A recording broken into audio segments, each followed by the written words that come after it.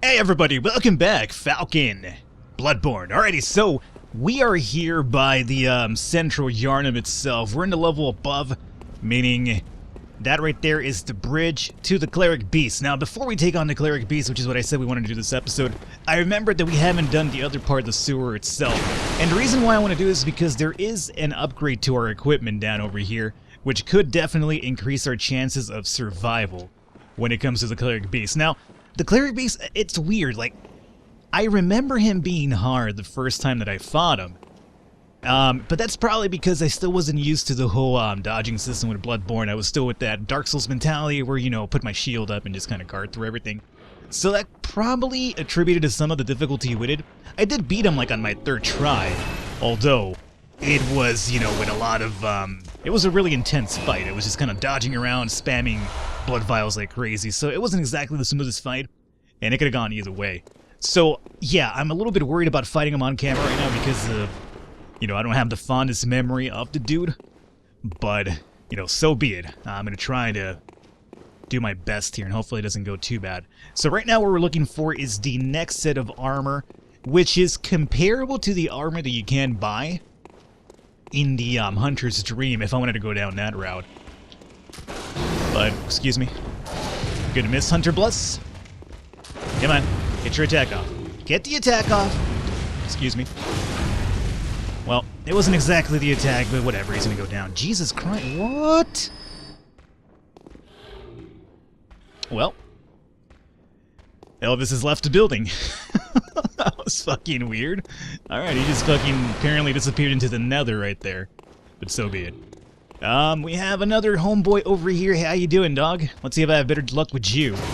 Yeah, we do. Okay, that's the parry I was looking for.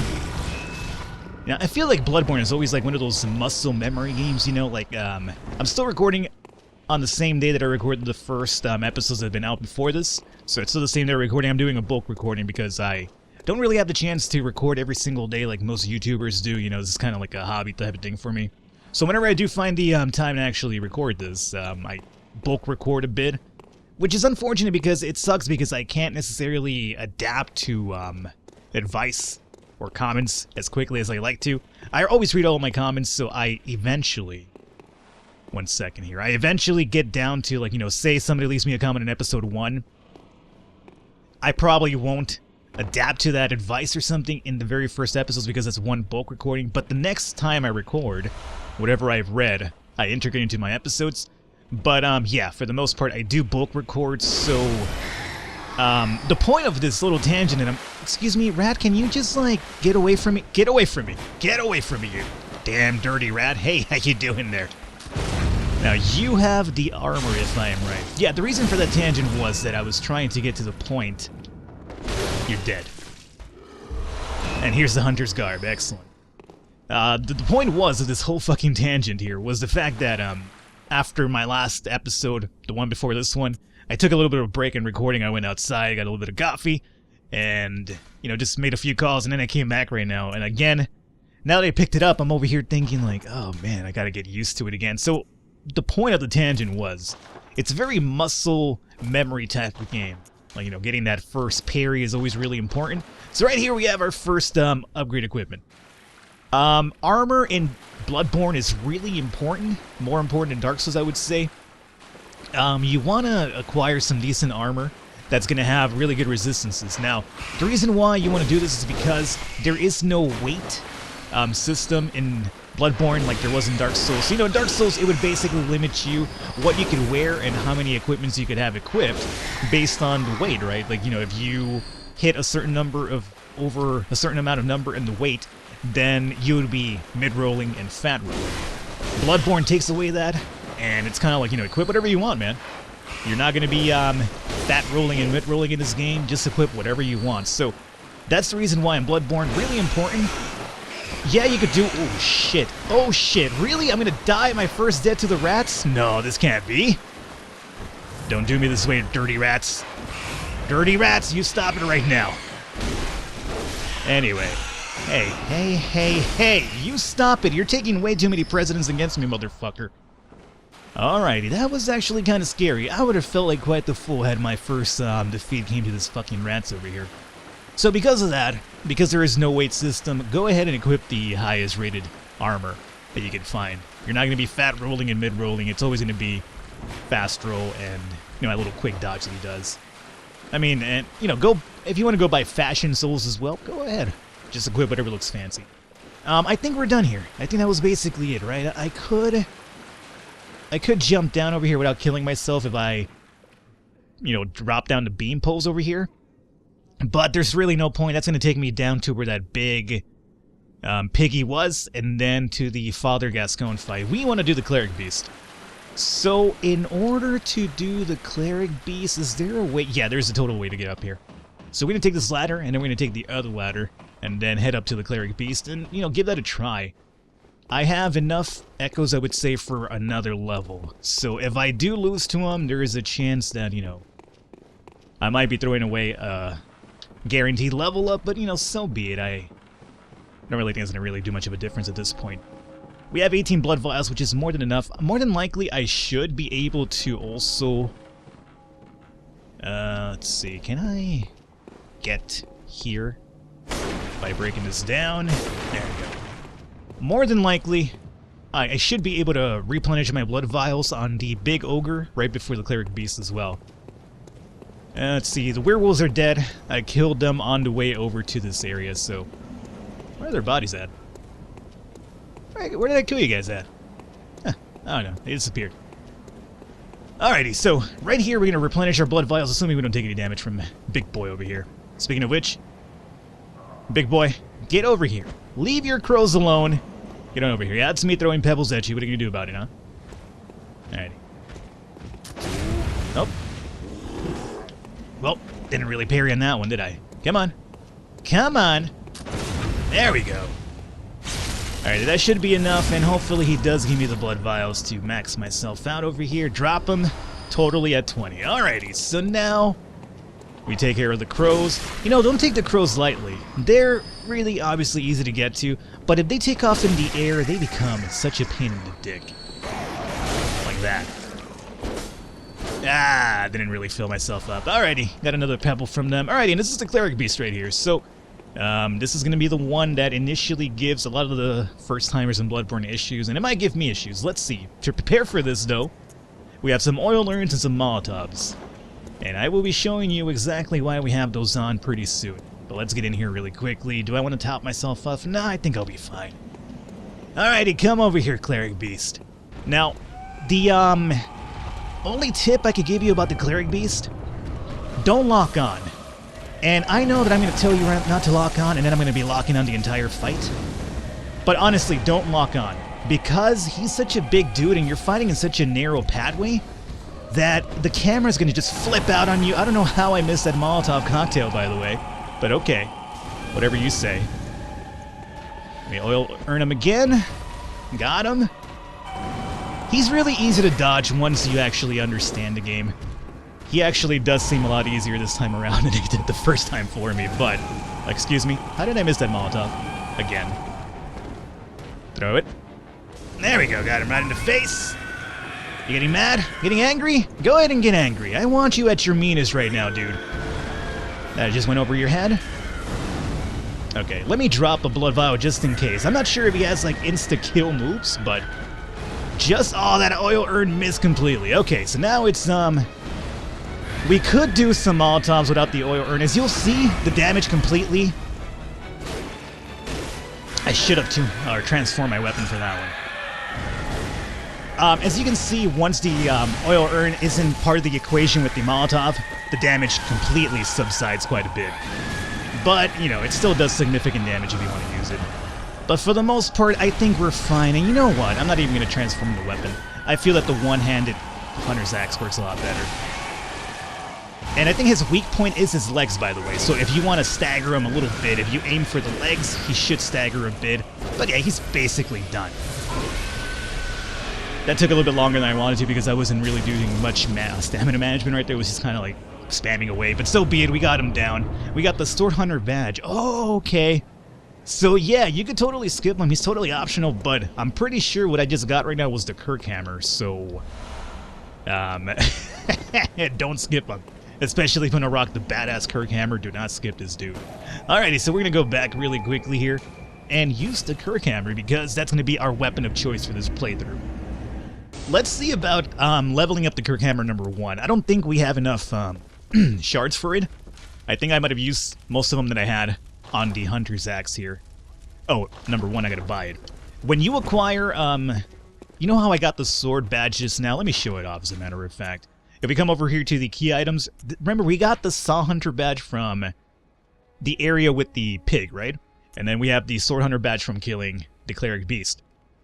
Now, what these do is that if you come over to the store, you could then buy items. You unlock items based on those items that you do find. So if we come over to weapons, now we have the KIRKHAMMER unlocked. And the Saw Cleaver, I want to say, from the other badge that we had. So we're going to buy the KIRKHAMMER number 1. That's the only one I really need, honestly. And we also got the Hunter Pistol unlock and Repeating Pistol.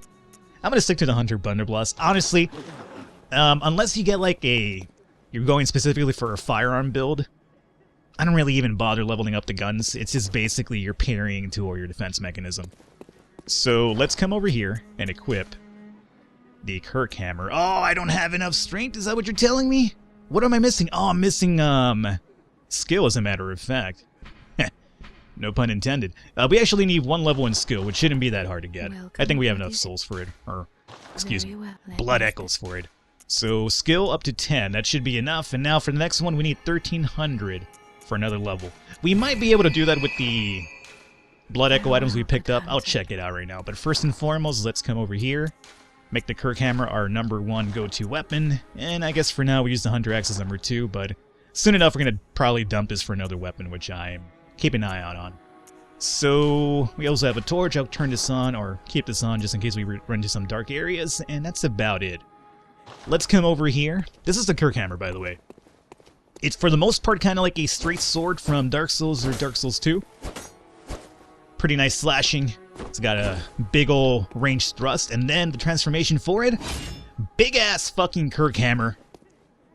And you're gonna bust some skulls with this thing right here. It's really my favorite weapon. I like to keep it unbuffed, or essentially just build it with regular blood shards, and then don't use any elements on it at least. And then I use like another weapon. I usually use the Ludwig's Holy Blade for fire, and then the Tourniquet for electric damage. But, you know, again, I'm getting ahead of myself here. 45 weapons. KIRKHAMMER, we have enough for 1 level, which we'll actually take. And it's already at 115, meaning it's almost just about the same damage as the Hunter's Axe. And then, yeah, 116, 115, so that's perfect already. So we need 4 more for the next level. That's good. Alrighty, let's go ahead and that's about it. That's all we have to do here, right? Let's see about probably getting 1 extra level if we can.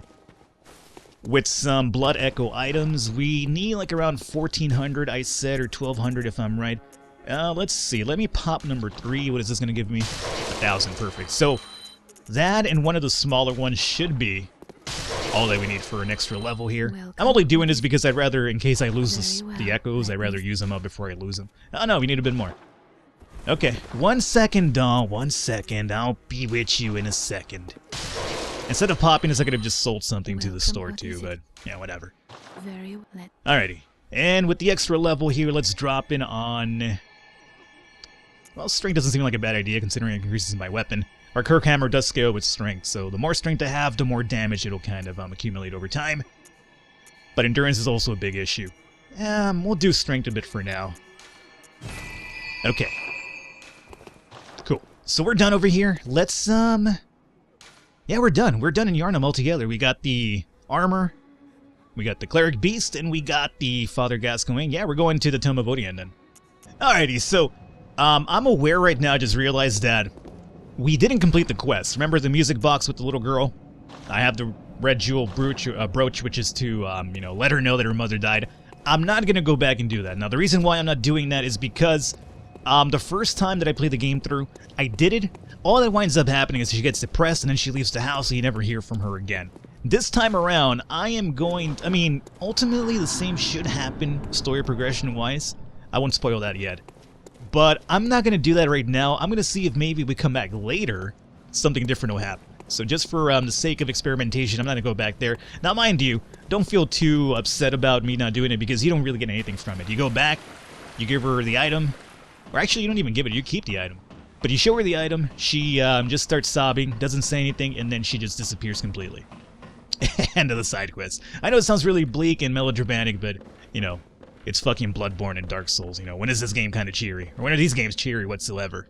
Alright, we have another note over here.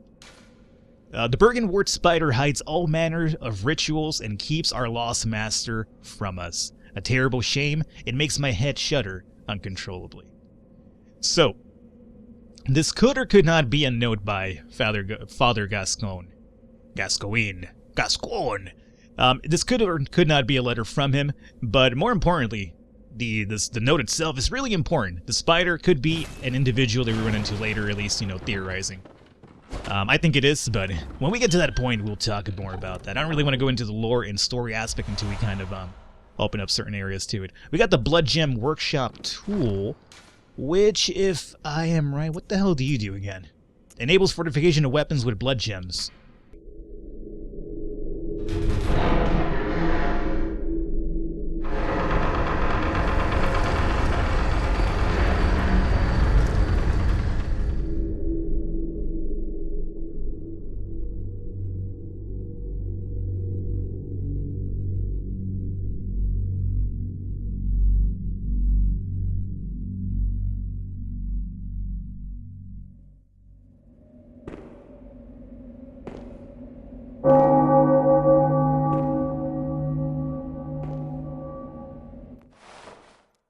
Alrighty, I'm sorry for the quick, or the weird cut-in over here after the cutscene to Cathedral Ward. We'll talk more about Cathedral Ward really soon.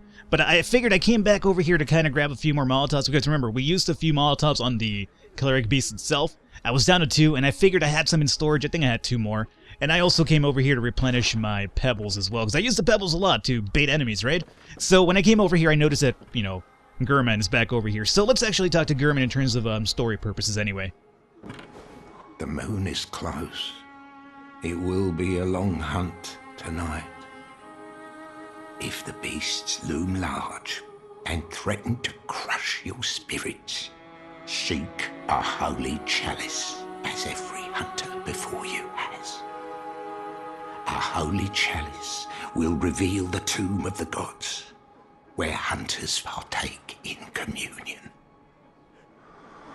Most of the holy chalices lie deep within the tomb of the gods, and the few that found their way to the surface were lost again in the hands of men.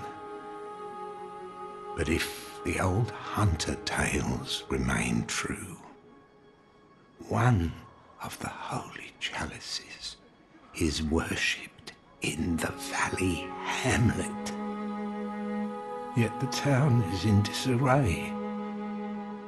It was burned and abandoned for fear of the scourge. Home now only to beasts. The perfect place for a hunter, wouldn't you say? One of the a town of... Okay. So the reason I came over here to talk to is to this guy was to get some story, number 1, and also number 2 to show that, you know, Bloodborne and Dark Souls games can be a little bit obtuse when it comes to where I should be heading to next. But again, if you go out of your way, or not really go out of your way, but if you are vigilant enough to kind of go back to your surroundings, check them again, there's always clues, whether it's, you know, an item description itself, or just NPCs that are kind of guiding you towards that way. So we talked to Gehrman over here. We are going to probably, more than likely, I'm going to say, wrap up this episode, and we're gonna actually continue next episode from Cathedral Ward. More than likely, I think we're heading towards Old Yharnam, which is what Gehrman just talked about, a place that, you know, was burned down because of the beast. So it's overrun with beasts. I think that's where we're headed to next, so that's what we're gonna be going to. So hopefully you guys enjoyed. Leave a thumbs up, leave a like. The support does mean a lot. I will catch you next time.